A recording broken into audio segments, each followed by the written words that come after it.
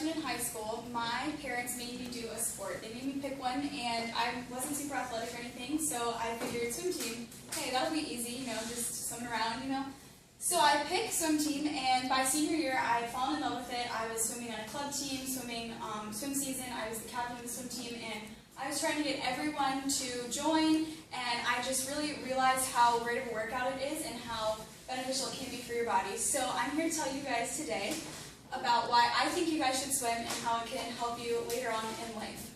So to understand why it's important to swim, we need to understand what goes into swimming.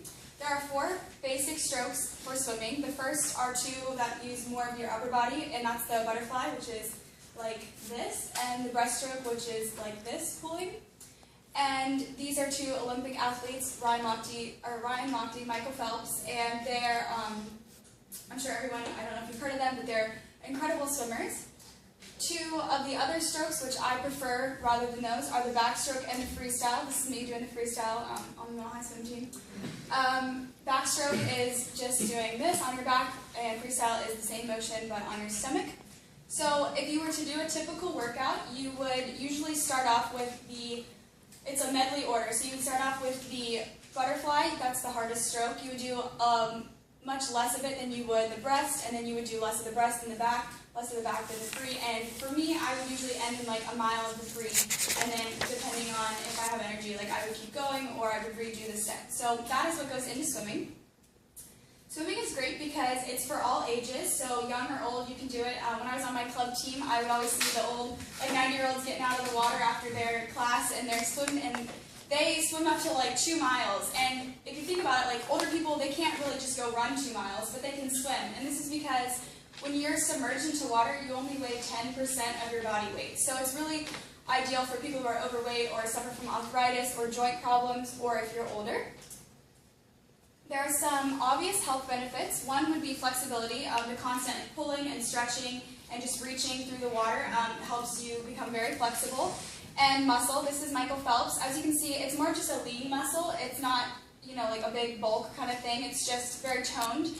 The technical, swimmer's body that usually you'll get if you swim for, more than a couple of years is broad shoulders, usually pretty muscular thighs, and then sometimes your back will be very defined. As you can kind of see here, he's got the broad shoulders. I don't know if you can see his thighs, but they're very defined.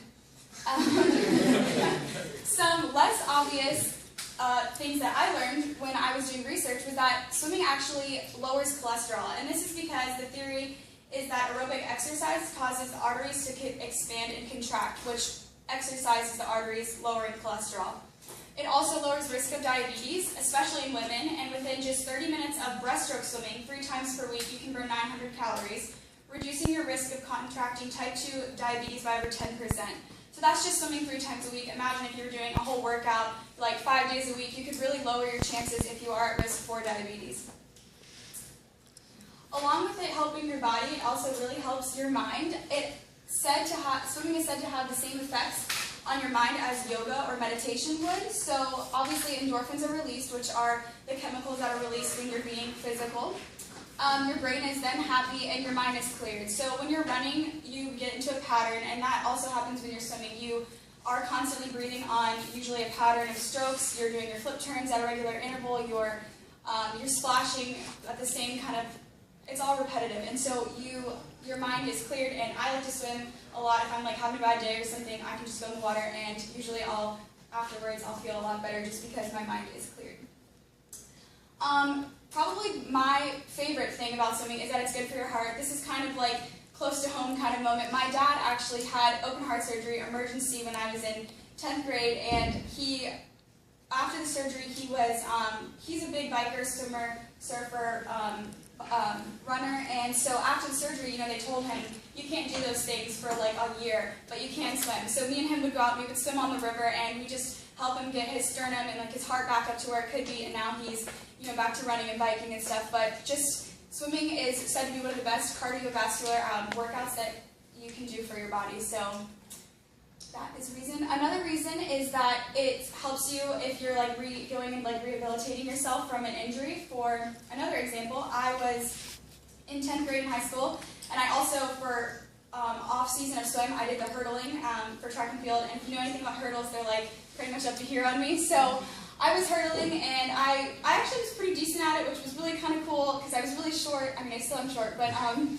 I fell during a race, and I really messed up my back and my legs, and I had to go to physical therapy and a chiropractor, and they told me that I probably really should never hurdle again. So I stopped hurdling, and they said that I should swim to try to get my body back up to where it needed to be for the competitive season of swimming. And I got in the water, and I stopped going to physical therapy.